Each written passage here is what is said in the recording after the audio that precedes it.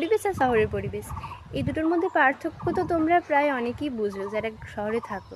সত্যি আমাদের এখানে জায়গা সব কিছু একটু বেশি পরিমাণে থাকে, আর শহরে তোমরা থাকে না।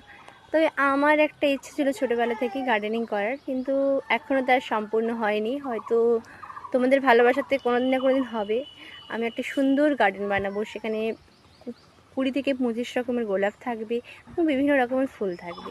চলো আজ আমার যে গোলাপ ফুলটা এখন তোমাদের বাড়িতে আমার ফোটে সেটা দেখাচ্ছি। এই দেখো, দেখতে পাচ্ছ তোমরা?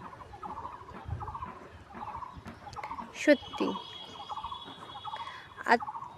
আরও তোমাদের একটা নতুন ফুলের সাথে আজকে সাক্ষাৎ করাবো।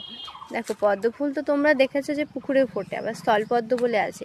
আমি একটা স্থলপদ্মের চারা কিনে লাগিয়েছিলাম, প্রায় কয়েক মাস হলো, 4 থেকে 5 মাস। তার মধ্যে গাছটা আমাদেরকে ফুল দিয়ে দিয়েছে। চলো দেখাই গাছটাতে কি সুন্দর ফুলটা ফুটেছে।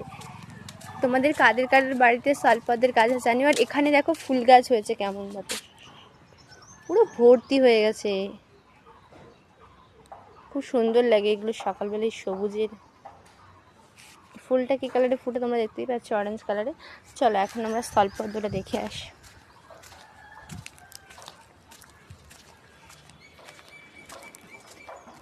ওই দেখো দূরে গাছটা একটু আমরা জঙ্গলেই লাগিয়ে দিয়েছি, মানে গাছটা লাগানোর পরে জায়গাটা জঙ্গল হয়ে গেছে।